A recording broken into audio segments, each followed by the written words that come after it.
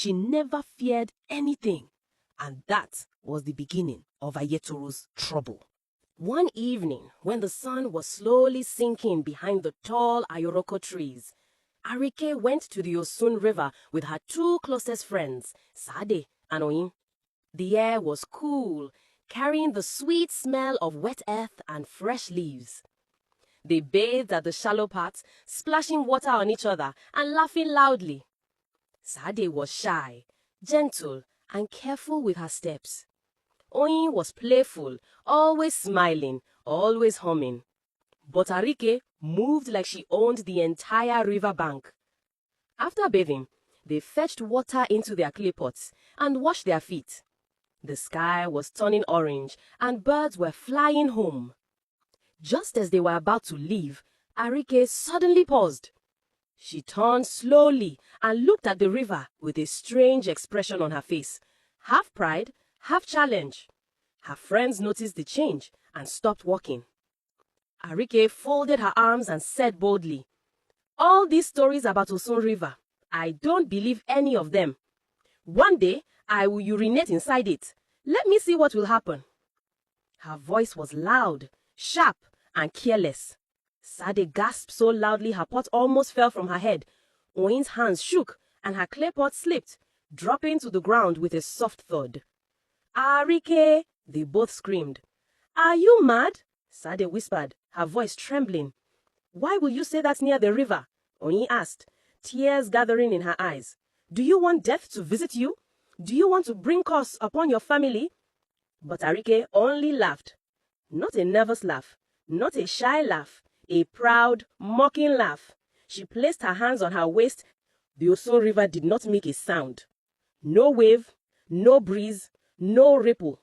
Just silence. A deep, heavy silence, as if something inside the river had opened its eyes and was watching. The next afternoon, almost the entire village went to the farm. The sound of hoes striking the ground echoed from far away. Even Arike's parents left early, carrying baskets of yam seedlings and farming tools. Arike stayed behind, pretending to feel sick. The moment her parents disappeared down the footpath, she dragged a small stool outside and sat in front of the house. The sun was bright, but a strange coolness hung in the air. She twisted her hair between her fingers, humming a careless tune. Her eyes kept drifting toward the narrow path that led to the river.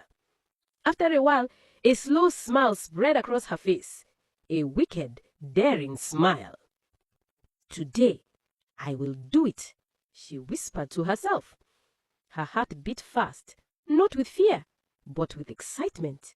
She stood up, tied her wrapper tightly around her waist, and picked up her clear water pot so that anyone who saw her would think she was only going to fetch water. She stepped onto the path and began to walk. But the moment she entered the small bush path leading to the river, everything around her changed. The wind, which had been gentle before, suddenly blew in short, sharp bursts, almost like it was pushing her back. The tall grasses swayed as if trying to block her path. Birds that usually perched on low branches flew away quickly, flapping their wings in panic. Even the leaves made a strange rustling sound, almost like voices whispering, "Don't do it! Don't do it!" But Arike refused to listen. She lifted her chin proudly and kept walking, her footsteps steady and stubborn. In her mind, she laughed at the fear of the villagers. "Nothing will happen," she told herself. "I will show everyone that all these stories are lies." But the river ahead was not silent. It was waiting, watching, breathing. Arike entered the river with boldness in her steps, her wrapper tied tightly around her waist. She even laughed softly to herself, proud of what she was about to do. The water touched her toes, cool and gentle, like it was welcoming her. The river was calm, too calm. Not a single ripple, not a single fish jumped. Even the breeze that usually danced over the water was gone. Above her, the sky was bright and clear, as if nothing bad could ever happen. Arike smiled. "It's just a river," she murmured.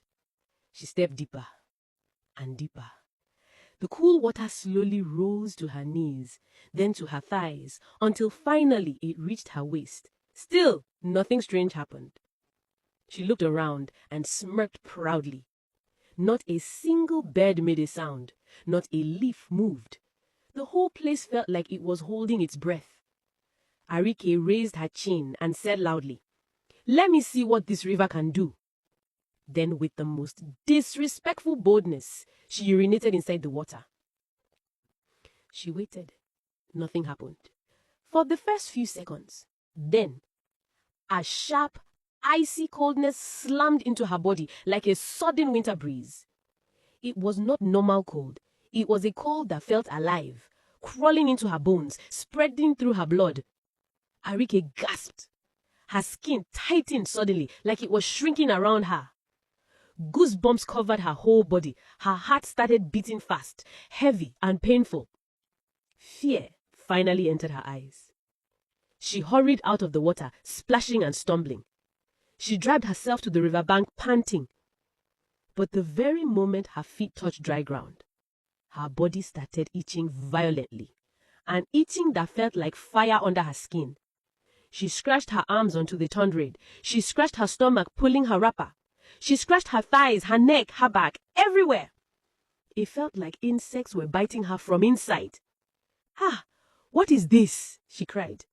The itching grew worse and worse and worse.